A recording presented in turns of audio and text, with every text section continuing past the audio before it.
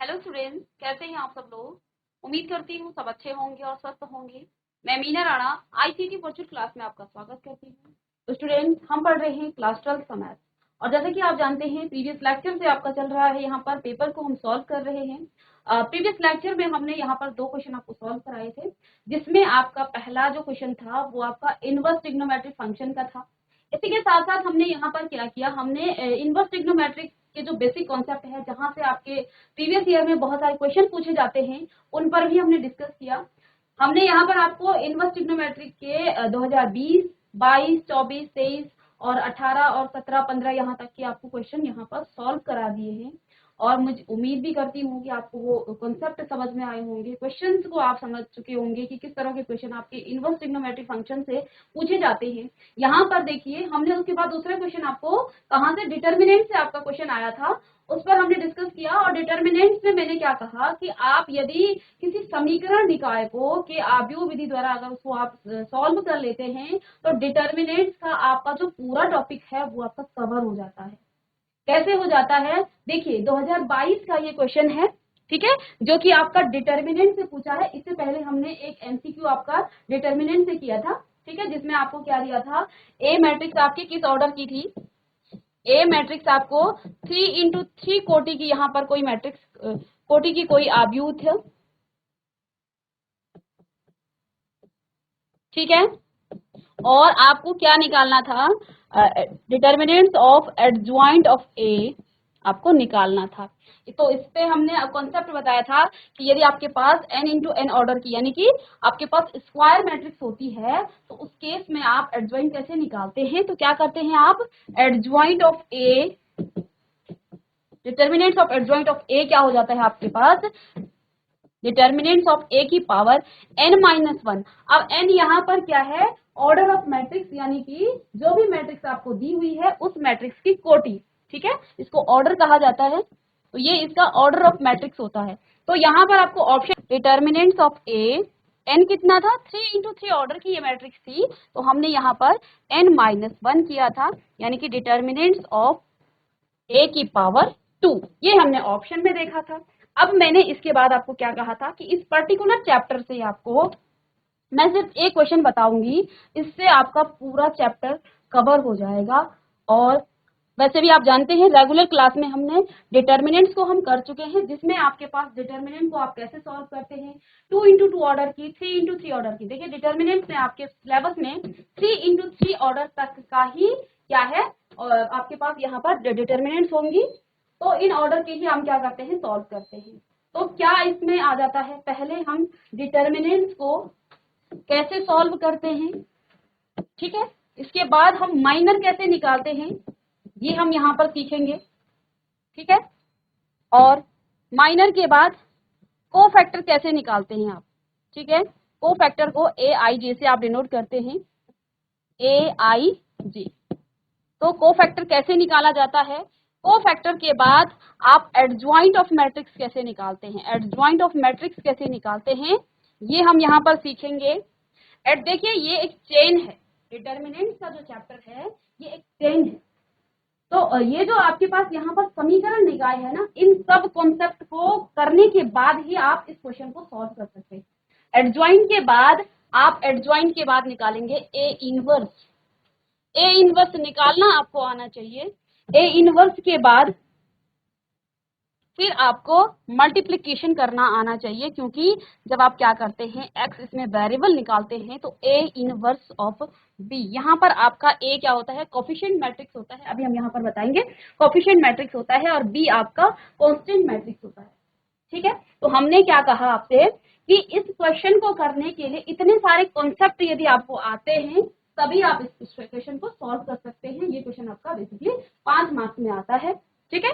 तो आइए डिटर्मिनेंट्स को देखिए, इन कॉन्सेप्ट की हम बात करेंगे। यहाँ पर आपके पास क्या है, एक समीकरण, सॉल्यूशन ऑफ क्या दिया है, सिस्टम ऑफ इक्वेशन दिया है, जिसमें आपके पास 3 वेरिएबल हैं, एक्स, वाई और जेड हैं, कुछ कांस्टेंट है, इनकी हम पहले मैट्रिक्स बना लेते हैं। और तो देखिए, इसमें आप इसको सॉल्व करने के लिए बेसिकली आप यहाँ पर एक कोफिशिएंट मैट्रिक्स बनाते हैं,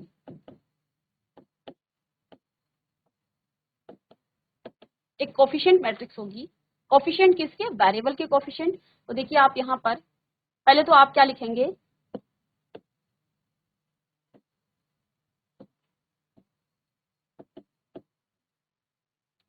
given system of equation, given system of equation can be written as, is given system of equation can be written as ax is equal to b। इसको आप इस फॉर्म में लिखिए। अब यहाँ पर जो a है ये आपका वेरिएबल मैट्रिक्स है, x आपका a आपका कोफिशिएंट मैट्रिक्स है, सॉरी ये आपका कोफिशिएंट मैट्रिक्स है, ये आपका वेरिएबल मैट्रिक्स है और ये आपका कांस्टेंट मैट्रिक्स है। ठीक है, ये सारे मैट्रिक्स हो जाएंगे आपके। ठीक है, ये भी आपका मैट्रिक्स है। अब कहाँ कहाँ से आप निकालेंगे, ये तो आपका क्या है, वेरिएबल कोफिशिएंट मैट्रिक्स है। तो मैं यहाँ पर कोफिशिएंट मैट्रिक्स क्या हो जाएगा आपका, देखिए यहाँ पर x की कोफिशिएंट क्या है, 1 3 और 2। इसके बाद y के -1 4 और -1। z के कोफिशिएंट क्या क्या है, 2 -5 और 3। इसके बाद मैं क्या कह रही हूँ, ये आपका क्या हो जाता है, कोफिशिएंट मैट्रिक्स, जिसको आप क्या कहते हैं, a। मैंने कहा सेकंड आपके पास क्या है, चलिए मैं इसी फॉर्म में इसको लिख लेती हूँ मल्टीप्लिकेशन में। वेरिएबल मैट्रिक्स आपकी क्या क्या हो जाएगी, देखिए x y और z, यहाँ पर 3 वेरिएबल हैं, x y और z, ये 3 यहाँ पर आपके वेरिएबल हैं। इसके बाद कांस्टेंट मैट्रिक्स आप लिख लेंगे इज इक्वल टू में राइट हैंड साइड में, तो ये आपके पास हो जाएगा 7 -5 और 12। ठीक है, हमने इस सिस्टम ऑफ इक्वेशन को इस फॉर्म में लिख दिया है। इसको आप हिंदी में लिख सकते हैं कि दिए गए समीकरण निकाय को आप इस फॉर्म में, आप इस रूप में इसको लिखा जाता है, ax बराबर b के रूप में इसको लिखा जाता है। ठीक है, और ये इसका क्या हो जाएगा, गुणांक, इसके जो आव्यूह है, ये इसका चर आव्यूह हो गया और ये इसका अचर आव्यूह इसका हो जाएगा। हिंदी में आप इस प्रकार से इसको लिख लेंगे। अब यहां से क्या होता है, हमने क्या कहा, x is equal to b। हमें इस सिस्टम ऑफ इक्वेशन को सॉल्व करना है। अब सॉल्व कैसे करना है, इनवर्स मैट्रिक्स का यूज करते हुए। क्या कहा है यहाँ पर, आव्यूह विधि से यहाँ पर इसको सॉल्व करना है। आप और मेथड यहाँ पर नहीं लगा सकते हैं। इसको आव्यूह विधि से सॉल्व करने के, किसी भी इक्वेशन को जब आप सॉल्व करते हैं, सपोज दैट मैं छोटा सा इक्वेशन यहाँ पर लिख दूं, 2x प्लस y या 2x प्लस 3 बराबर यहाँ पर 10, ये एक इक्वेशन है। इस इक्वेशन को सॉल्व करने का मतलब क्या है, आपको यहाँ पर इस वेरिएबल की वैल्यू निकालनी है। ठीक है ना, जब मेरे पास एक इक्वेशन है, मैं इस इक्वेशन को सॉल्व कर रही हूँ, दैट मीन्स मैं क्या कर रही हूँ, मैं इसके वेरिएबल को, यानी कि इसके अचर का मान निकाल रही हूँ।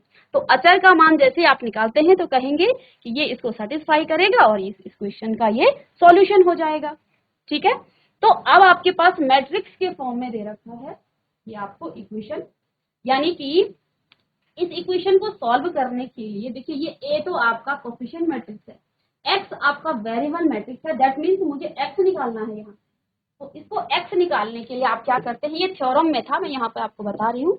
ठीक है, तो हम यहाँ पर कैसे निकालते हैं इसको, a की प्री मल्टीप्लीकेशन किया जाता है। यहाँ पर a इनवर्स की प्री का मतलब पहले, पोस्ट का मतलब होता है बाद में। तो a का प्री मल्टीप्लीकेशन यहाँ पर आप करते हैं, x इज इक्वल टू, यहाँ पर भी आप a inverse b pre multiplication यहाँ पर भी आप करेंगे। अब आप जानते हैं a इनवर्स कोई नंबर है, सपोज दैट a कोई आपका नंबर है 5, इसका इनवर्स क्या हो जाएगा, 1/5 उल्टा। ठीक है ना, तो इन दोनों को काट करके आपके पास क्या आ रहा है, 1 आ रहा है।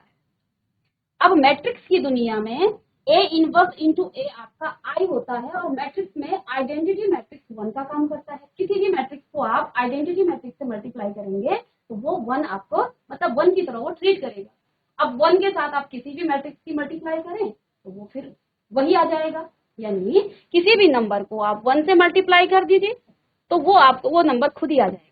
तो यहाँ पर मैट्रिक्स की बात कर रहे हैं, तो A इनवर्स इंटू A यहाँ पर आइडेंटिटी मैट्रिक्स हो जाता है, सॉरी आइडेंटिटी मैट्रिक्स हो जाता है, इनटू में एक्स है और राइट हैंड साइड में ए इनवर्स बी है। ठीक है, अब मैंने क्या कहा, मैट्रिक्स की दुनिया में आइडेंटिटी मैट्रिक्स वन की तरह ट्रीट करता है, वन की तरह काम करता है। यानी कि यदि मैं इस एक्स मैट्रिक्स के साथ आई की मल्टीप्लाई करूं तो आपको एक्स ही मिलने वाला है। दैट मीन्स यहाँ पर X is equal to A inverse B. अब ये जो फॉर्मूला मुझे मिला है, इस फॉर्मूले से मैं इस सिस्टम ऑफ इक्वेशन को सॉल्व करूं। ठीक है, तो इतना सा पहले आप लिख लेंगे कि यहाँ पर ये जो आपके पास गिवन सिस्टम ऑफ इक्वेशन है, इसको आप A X is equal to B के फॉर्म में लिखते हैं। ये आपकी कोफिशिएंट मैट्रिक्स हो जाती है, गुणांक आव्यूह उसको कहेंगे। एक्स आपका वेरिएबल मैट्रिक्स है यानी कि चर आव्यूह है। बी आपका कांस्टेंट मैट्रिक्स यानी कि आपका अचर आव्यूह है। मैंने इस इक्वेशन को इस फॉर्म में लिखा, मैट्रिक्स बना ली, यहाँ से इन इक्वेशन से मैंने यहाँ से कोफिशिएंट ले लिए, वेरिएबल ले लिया और कांस्टेंट ले लिया, इनका मैट्रिक्स बना लिया। अब मैंने इस फॉर्म में तो लिख लिया, लेकिन मुझे इसको सॉल्व करना है। इसको सॉल्व करने के लिए मुझे इस x को निकालना पड़ेगा, तो मुझे यहाँ से x को सेपरेट करना है। मैंने क्या किया, प्री मल्टीप्लीकेशन कर दी किसकी, ए इनवर्स की। दोनों में, क्योंकि जब आप किसी भी इक्वेशन में क्या करते हैं, कोई चीज मल्टीप्लाई करते हैं तो लेफ्ट हैंड साइड और राइट हैंड साइड दोनों जगह आप क्या करते हैं, इसकी मल्टीप्लीकेशन करते हैं। तो ए इनवर्स इंटू ए और ए इनवर्स इंटू ए आपका आई हो जाता है identity matrix, into X is equal to A inverse B. अब यहाँ पर x is equal to A inverse B. ठीक है, इस फॉर्मूले से आप इस गिवन सिस्टम ऑफ इक्वेशन को सॉल्व कर पाएंगे। अब मैं यहाँ से आगे की आपको बताती हूँ कि x is equal to A inverse B. इस फॉर्मूले से हम निकाल लेंगे क्या,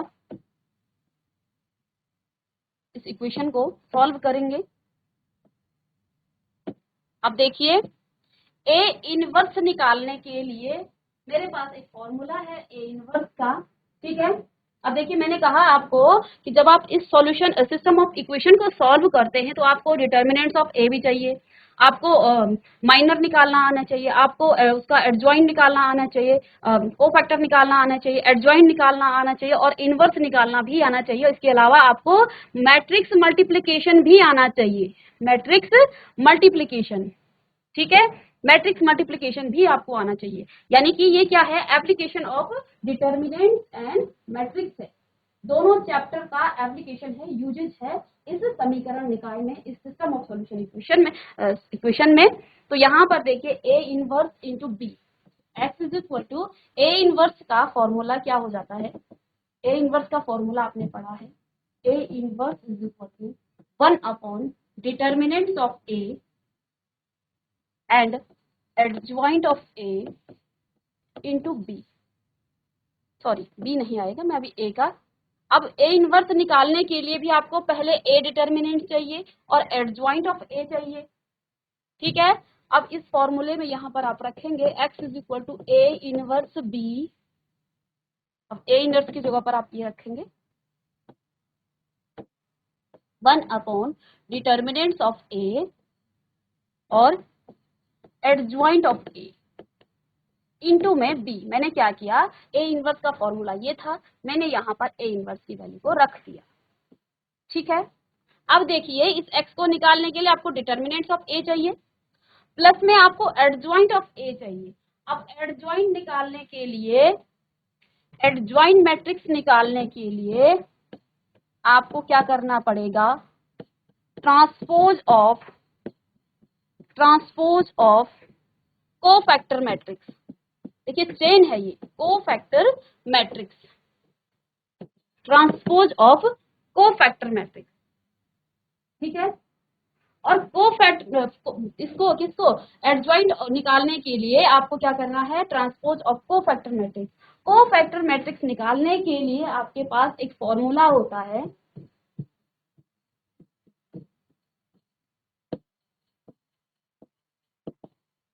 कोफैक्टर मैट्रिक्स को आप डिनोट करते हैं ए आई जे से।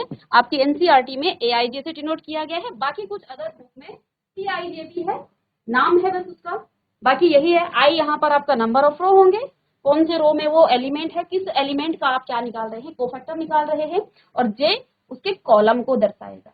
तो यहाँ पर A I J is equal to minus of 1 की power I plus J into M I J. अब देखिए चेन कहाँ से कहाँ गई। हमने क्या कहा, solution of system of equation को सॉल्व करने के लिए ये फॉर्मूला है। इसको निकालने के लिए आपके पास ए इनवर्स चाहिए। ए इनवर्स निकालने के लिए आपको डिटर्मिनेंट्स भी निकालना पड़ेगा, एडजॉइंट भी निकालना पड़ेगा। एडजॉइंट निकालने के लिए आपको ट्रांसपोज ऑफ कोफैक्टर निकालना पड़ेगा, क्योंकि इसका फॉर्मूला ही ये होता है। कोफैक्टर निकालने के लिए आपके पास ये एक फॉर्मूला है, ठीक है। अब यहाँ पर एम आई जे आपका क्या है, देखिए पहले तो मैं यहाँ पर लिखूं कि आई क्या है, रो, और जे क्या है, कॉलम, ठीक है। आई रो है और जे आपका कॉलम है। अब मैंने कहा एम आई जे, तो यहाँ पर ये भी मुझे बताना पड़ेगा कि एम आई जे क्या है, वेर एम कैपिटल एम होगा ये, sorry, M I J is equal to minor of minor, ये आपका माइनर होगा, उपसारणिक इसको कहा जाता है, ठीक है ना। तो ये जो चेन थी ये यहाँ से स्टार्ट होती है, कहाँ से, डिटर्मिनेंट से। तो इसीलिए मैंने कहा था कि इसको निकालने के लिए आपको डिटर्मिनेंट चाहिए, आपको माइनर चाहिए, माइनर के बाद आपको कोफैक्टर चाहिए, और कोफैक्टर के बाद आपको क्या चाहिए, एडजॉइंट ऑफ मैट्रिक्स चाहिए। एडजॉइंट ऑफ मैट्रिक्स के बाद आपको क्या चाहिए, इनवर्स चाहिए, और इनवर्स के बाद मैट्रिक्स मल्टीप्लिकेशन भी आना। तो आइए हम डिटर्मिनेंट से शुरू करते हैं और उसी के बाद ये क्वेश्चन आपका सॉल्व होगा। तो लेट सपोज आपके पास यहाँ पर मैं पहले डिटर्मिनेंट्स को, ए आपके पास कोई डिटर्मिनेंट्स है और इसके एलिमेंट इस प्रकार से हैं, ए बी सी और डी। ये 2 इंटू 2 ऑर्डर की आपके पास यहाँ पर कोई मैट्रिक्स डिटर्मिनेंट्स है। इसको मैं सॉल्व करूं, कैसे निकाला जाता है, 2 इंटू 2 ऑर्डर के डिटर्मिनेंट्स को कैसे सॉल्व करते हैं। आप क्या करते हैं, इसकी मल्टीप्लाई इसके साथ, माइनस करेंगे नीचे वाले एलिमेंट के ऊपर के साथ मल्टीप्लाई, ठीक है। तो determinants of A is equal to A multiply by D, यानी कि A D minus C B. ये तो 2 इंटू 2 ऑर्डर की यहाँ पर मैट्रिक्स थी, डिटर्मिनेंट थी। इसका सपोज आपके पास ये मैट्रिक्स के फॉर्म में दिया जाता, तो मैट्रिक्स को डिटर्मिनेंट के फॉर्म में, देखिए मैट्रिक्स को आप कैसे लिखते हैं, इस तरह से ब्रैकेट में लिखते हैं ए बी सी डी। ये आपके पास ए क्या है, डिटर्मिनेंट्स है, सॉरी ये आपके पास ए मैट्रिक्स है। अब इस मैट्रिक्स को आप डिटर्मिनेंट्स के फॉर्म में कैसे लिखेंगे, इस तरह से सिंबल बनाएंगे दो इस तरह से, और इसको भी आप एलिमेंट को इस तरह से लिखा जाता है, सी और डी, ठीक है। तो ये है मैट्रिक्स भी आपके पास अगर दिया है, मैट्रिक्स से भी आप डिटर्मिनेंट को सॉल्व कर सकते हैं, ठीक है। यहाँ पर हम किसी पर्टिकुलर क्वेश्चन को सॉल्व करना नहीं, बल्कि पूरे चैप्टर का कॉन्सेप्ट सीखेंगे। हर चैप्टर, हर क्वेश्चन से हम उस चैप्टर पर जाएंगे और चैप्टर पर जितने भी आपके इंपॉर्टेंट क्वेश्चन कॉन्सेप्ट हैं और क्वेश्चन हैं, प्रीवियस ईयर क्वेश्चन को हम सॉल्व करेंगे। तो अब ये है, ये तो आपका सॉल्व करना हो गया। ये तो 2 इंटू 2 ऑर्डर की यहाँ पर क्या थी, डिटर्मिनेंट थी। सपोज दैट मेरे पास यहाँ पर देखिए एलिमेंट्स के एड्रेस को कैसे लिखा जाता है ये आप सीख चुके हैं।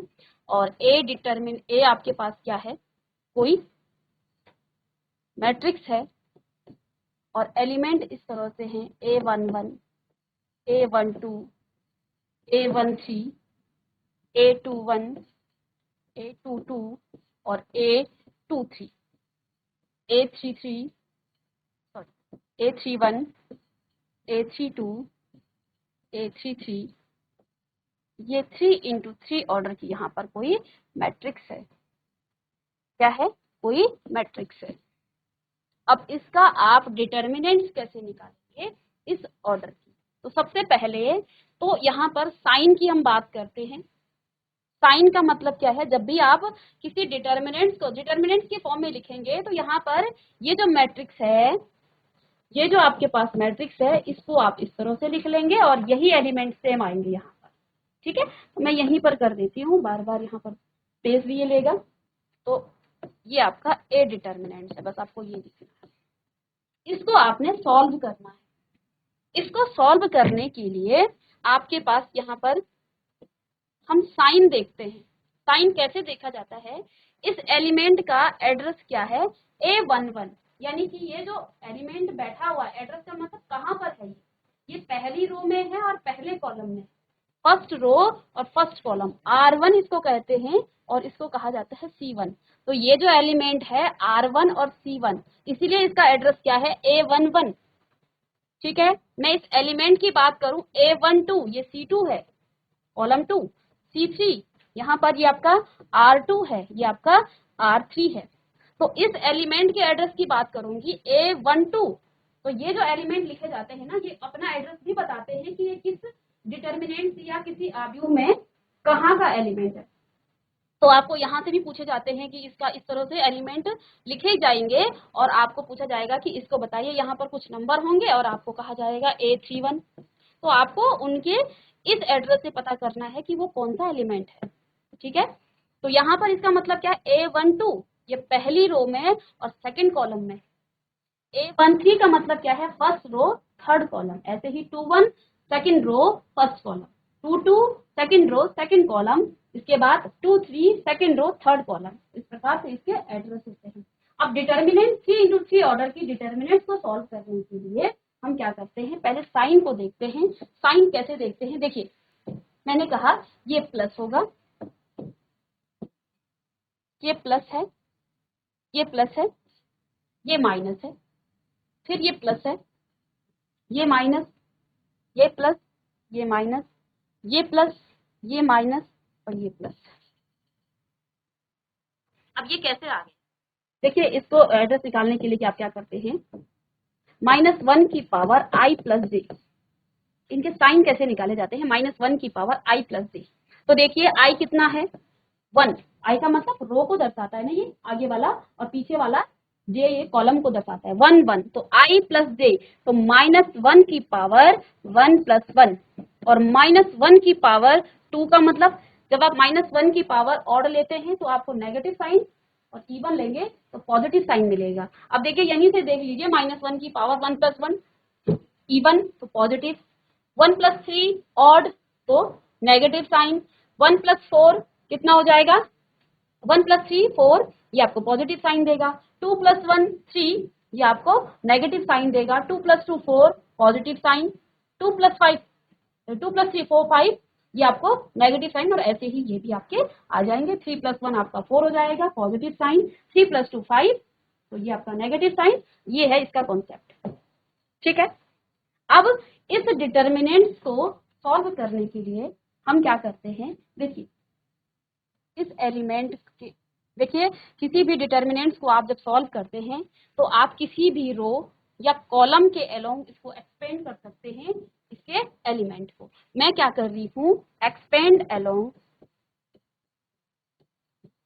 एक्सपेंडिंग अलोंग, प्रसार करना इसका, एक्सपेंडिंग अलोंग रो 1, रो 1 के अलोंग इसका एक्सपेंशन हमें करना है। तो देखिए मैं इस एलिमेंट को लूंगी, इस एलिमेंट को A11, ठीक है, क्योंकि ये पॉजिटिव था तो पॉजिटिव साइन लेंगे। देखिए जब हम A11 को लेते हैं तो आपने क्या करना है, इसके सारे एलिमेंट इधर से ऐसे आप इसको, यहाँ से डिटर्मिनेंट्स आ जाएगा आपके पास क्या, A22 और A23, ऐसे ही A32 और A33। जिस भी एलिमेंट का अलोंग आप क्या कर रहे हैं, एक्सपेंड कर रहे हैं, आप उस रो को, उस कॉलम को डिलीट कीजिए, रेस्ट ऑफ द एलिमेंट को आप डिटर्मिनेंट्स के फॉर्म में लिखिए। ठीक है, अब यहाँ पर देखिए इस एलिमेंट, देखिए इस R1 के अलोंग कर रहा है ना इसको, R1, तो इधर से जाएगा R1, C1 हो गया। अब C2 देखिए A12, A12 का साइन क्या है, माइनस, तो माइनस साइन लगा देंगे और A12, ठीक है, A12, तो इस रो को और इस कॉलम को आप डिलीट कर देंगे, रेस्ट ऑफ द एलिमेंट को आप डिटर्मिनेंट्स के फॉर्म में लिख लेंगे। 2 into 2 ऑर्डर की जो हमने डिटर्मिनेंट्स लिखी थी इस तरह से, A21 और A23, A31 एंड A33। एक और एलिमेंट यहाँ पर बचा हुआ है, अब इसके अलोंग करना है, तो इस रो को और इस कॉलम को डिलीट, तो यहाँ पर पहले एलिमेंट लिख लेंगे, प्लस का साइन है इसमें, तो A13। Rest of the elements को डिटर्मिनेंट्स के फॉर्म में लिखना है, A21, A22 और A31 और A32। बस ये है एक्सपेंड करना। अब इसको आगे आप सॉल्व करेंगे, जैसे हमने 2 × 2 ऑर्डर की जो डिटर्मिनेंट्स है उसको सॉल्व किया, इसी प्रकार से आप इसको भी कर लेंगे। मैं यहाँ पर इसको रफ कर दूं, ठीक है, इतना तो आप जानते हैं, ये R1 R2 C1 C2, ठीक है।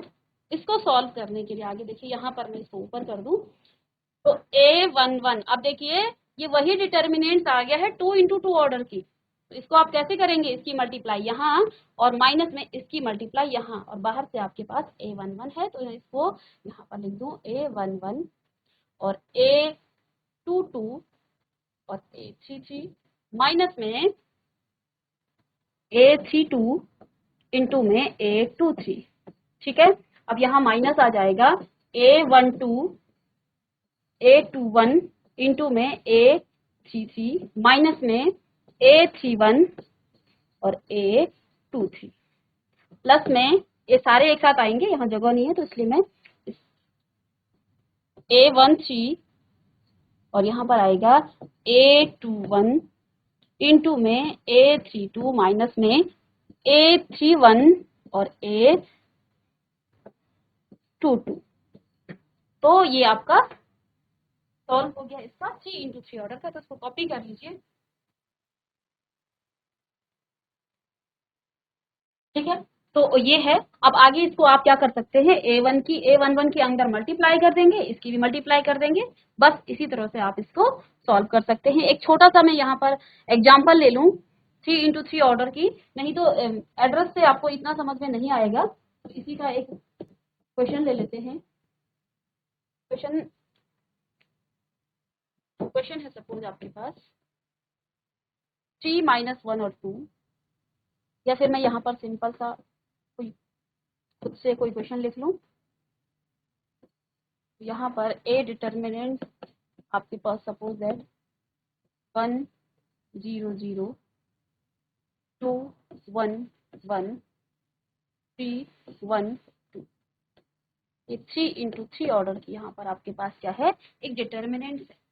मैंने ये 2 0 इसलिए लिए, इसका भी कोई रीजन है, इससे आपको एक प्रॉपर्टी पता चलेगी जिससे आप किस रो और कॉलम के अलोंग एक्सपेंड कर रहे हैं, ये भी मैटर करता है। यदि आपके डिटर्मिनेंट्स में कोई एलिमेंट 0 है तो हमेशा आप उस रो या कॉलम के अलोंग एक्सपेंड कीजिए। अब यहाँ पर तो R1 में है, यदि यहाँ पर होता तो मैं इसको C1 के अलोंग एक्सपेंड करती, ठीक है। जैसे हमने R1 को एक्सपेंड किया, ऐसे ही मैं उसको C1 के अलोंग एक्सपेंड करती। इससे क्या फायदा होगा, क्वेश्चन के बाद हमें पता चलेगा कि इससे फायदा हुआ क्या। कैलकुलेशन कम हो जाती है, बाकी कोई फायदा नहीं है। सॉल्यूशन तो देखिए, अलोंग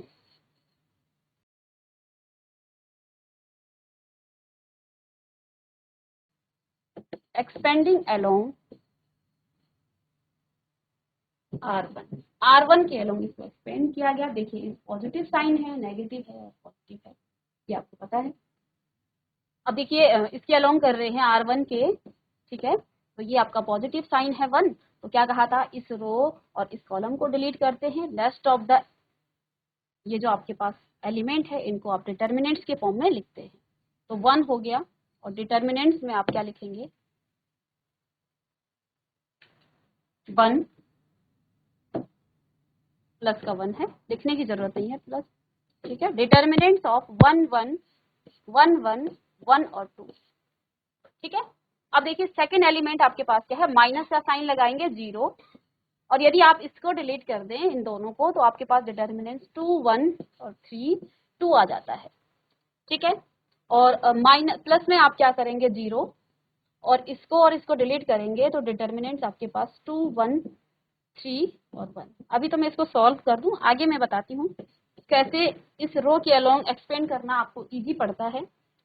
तो देखिए 1, तो 1 2 1 जे 2, माइनस में 1, माइनस का 0, और इसको हम सॉल्व करेंगे 2 2 जे 4 और माइनस में 3, प्लस में 0, 2 1 जे 2, माइनस में 3 और देखिए यहाँ से आ जाएगा आपका ये 1 है, 2 माइनस 1 आपका 2 हो जाएगा, माइनस में 0, 4 इंटू 1, 0 इंटू 1, 4 माइनस 3 आपका 1 हो जाएगा, प्लस में 0 इंटू माइनस ऑफ 1। आगे इसको सॉल्व करेंगे तो आके आ जाएगा 2 माइनस में 0 इंटू 1 आपका 0 हो जाता है, ऐसे ही प्लस में 0 इंटू माइनस 1 भी आपका 0 हो जाता है। दैट मीन्स आपका आंसर कितना आ गया है 2। अब देखिए जब आप क्वेश्चन की प्रैक्टिस करेंगे तो और इस प्रकार से आपको कोई डिटर्मिनेंट दे रखा है, आपको उस डिटर्मिनेंट्स को सॉल्व करना है, उसका सॉल्यूशन निकालना है। तो अब आप देखिए यहाँ पर हमने क्या किया, हमने बेसिकली इसके अलोंग इसको एक्सपेंड किया। मैं चाहती तो इन दोनों को यहाँ तक करने के बाद, या यहाँ ना भी करें क्योंकि हमें पता है 0 है, अंदर कुछ भी आए बाहर से आप उसको 0 से मल्टीप्लाई करेंगे तो हमेशा 0 ही हो जाएगा, इसको आप सीधे 0 कर सकते हैं। तो यदि किसी भी रो या कॉलम में 0 आता है तो आप उस रो या कॉलम के अलोंग एक्सपेंड कीजिए, उससे आपको कैलकुलेशन नहीं करना, ठीक है, और आपका टाइम भी बच जाता है। तो बोर्ड एग्जाम में हमें टाइम ज्यादा बचाना है, ठीक है ना, ताकि हमारे सारे क्वेश्चन सॉल्व हो जाएं। तो यहाँ पर आप इस तरह से क्या करेंगे, इसको एक्सपेंड करेंगे, तो इसको आप कॉपी कर लीजिए। तो ये तो था आपका डिटर्मिनेंट्स को कैसे सॉल्व किया जाता है। चलिए अभी हमने क्या सीखा, अभी हमने क्या कहा था आपको कि हम पहले डिटर्मिनेंट्स को सॉल्व करना सीखा। हम कर क्या रहे हैं, हम यहाँ पर समीकरण निकाय को सॉल्व कर रहे हैं, साथ ही साथ हम इसके सारे कॉन्सेप्ट पढ़ेंगे जो इस क्वेश्चन को सॉल्व करने के लिए चाहिए। और इन छोटे छोटे कॉन्सेप्ट पर देखिए, ये कॉन्सेप्ट यहीं तक आपका नहीं है, जैसे कि आपने प्रीवियस लेक्चर में यहाँ से आपको एक एक नंबर में इसका आपने क्या निकालना है, माइनर निकालना है, को फैक्टर निकालना है, या आपको डिटर्मिनेंट सॉल्व करने को आ जाती है 2 नंबर में, इस तरह के क्वेश्चन भी पूछे जाते हैं, वो हम प्रीवियस लेक्चर में आपको करा चुके हैं, जो आपके नेक्स्ट ईयर के क्वेश्चन, प्रीवियस ईयर के क्वेश्चन थे। तो ये आपका डिटर्मिनेंट को सॉल्व करना हो गया, यहीं तक आपके सिलेबस में है। 3 इंटू 3 ऑर्डर की जो डिटर्मिनेंट है उसको कैसे सॉल्व किया जाता है, यहीं तक आपके सिलेबस में है। अब इसके बाद देखिए हमने क्या कहा कि आपको क्या क्या करना है, आपको डिटर्मिनेंट सॉल्व करना आ गया। अब आपके पास 2 इंटू 2 ऑर्डर किया है, चाहे 3 इंटू 3 ऑर्डर किया है, आप किसी भी डिटर्मिनेंट को सॉल्व कर सकते हैं ए इनवर्स निकालने के लिए, यानी कि x को निकालने के लिए, वेरिएबल्स को निकालने के लिए हमने सीख लिया है ए डिटर्मिनेंट्स को सॉल्व करना। अब हम करेंगे एडजॉइंट ऑफ ए को सॉल्व करना सीखेंगे। एडजॉइंट ऑफ ए को सॉल्व करने के लिए मुझे ट्रांसपोज सीखना है, किसका, कोफैक्टर मैट्रिक्स का। कोफैक्टर मैट्रिक्स को सॉल्व करने के लिए मुझे पहले माइनर सीखना पड़ेगा। तो आइए पहले माइनर सीखेंगे और फिर उसके बाद हम निकालेंगे कोफैक्टर। तो हेडिंग डालेंगे माइनर ऑफ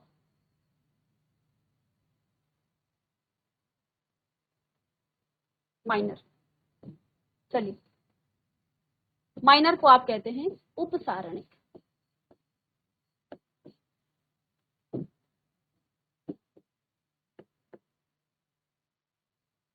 उपसारणिक, ठीक है, माइनर को कहेंगे आप उपसारणिक।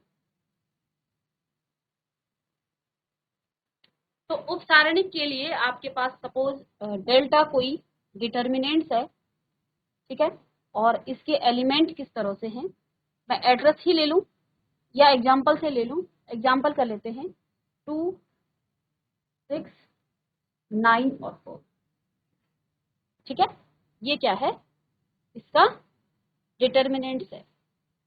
अब आपको देखो क्वेश्चन किस तरह से पूछा जाता है, या तो आप इस पूरे का माइनर, माइनर किसी हर एलिमेंट का होता है। इस पूरे डिटर्मिनेंट्स के कितने एलिमेंट हैं, 4 यहाँ पर एलिमेंट हैं, तो इसमें 4 ही इसके माइनर, हर एलिमेंट का अपना माइनर होता है, ठीक है। यदि एड्रेस की बात करूं मैं इससे पहले, डेल्टा यदि आपके पास कोई डिटर्मिनेंट्स है, एड्रेस इस तरह से है,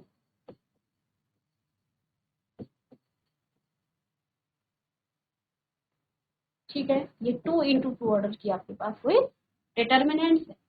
तो यहाँ पर हर एलिमेंट का अपना क्या होगा, माइनर होगा, यानी कि इसको बाद में करेंगे, ठीक है, पहले कॉन्सेप्ट पर बात कर लेते हैं। यानी कि यहाँ पर A11 का भी अपना माइनर है, A12 का भी माइनर है और A21 का भी माइनर है। अब माइनर को आप MIJ से डिनोट करते हैं, MIJ से, ठीक है। ये क्या होता है, माइनर, कैपिटल है ये MI माइनर, ठीक है। इसको डिनोट किया जाता है किससे, MIJ से। अब A11 का माइनर क्या होगा, A11 का माइनर क्या होगा, I यहाँ पर क्या है, रो, और J क्या है यहाँ पर, कॉलम है। I क्या है, रो, और J आपका क्या है, कॉलम, ठीक है। अब यहाँ पर मैं क्या कह रही हूँ, A11 का अपना माइनर है, कैसा माइनर है, तो देखिए, तो इसका माइनर क्या हो जाएगा, इसको डिनोट करेंगे आप, M11 है तो यहाँ पर 11, नंबर ऑफ रो कौन से रो में है, वो फर्स्ट रो में, और कौन सी कॉलम में है, फर्स्ट कॉलम में, तो इसका माइनर हो जाएगा क्या, M11। तो यहाँ पर आप थोड़ा सा लिख सकते हैं, माइनर के बारे में हम बात कर रहे हैं, ठीक है, ये माइनर है, तो M11, तो M11 क्या होता है, कैसे निकाला जाता है, देखिए, इसका माइनर निकाला जा रहा है, तो आप इस रो को, इस कॉलम को डिलीट, इसका माइनर हो जाएगा A22, इसका माइनर A22, ठीक है।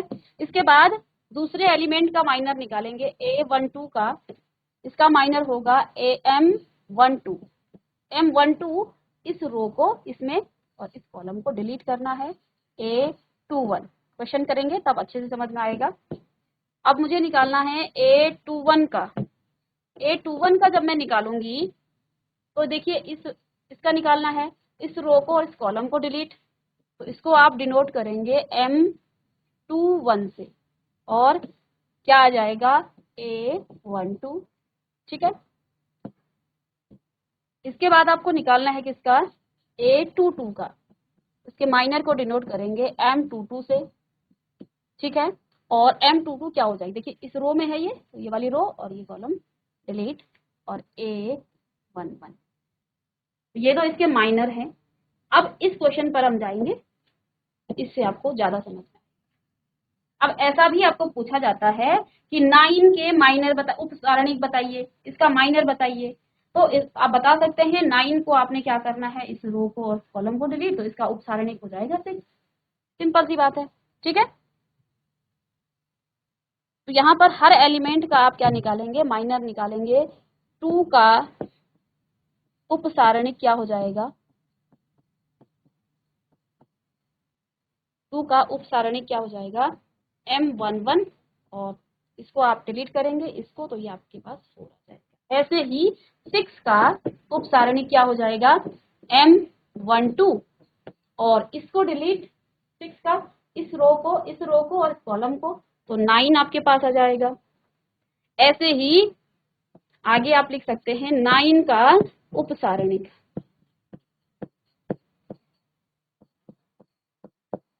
9 का उप सारणिक क्या हो जाएगा, M21, एड्रेस क्या है इसका, 21, सेकंड रो और फर्स्ट कॉलम में, तो M21 क्या हो जाएगा, इस रो को आप करेंगे और इस कॉलम को कर देंगे, तो आपके पास 6 आपको मिलेगा यहाँ पर, ठीक है ना।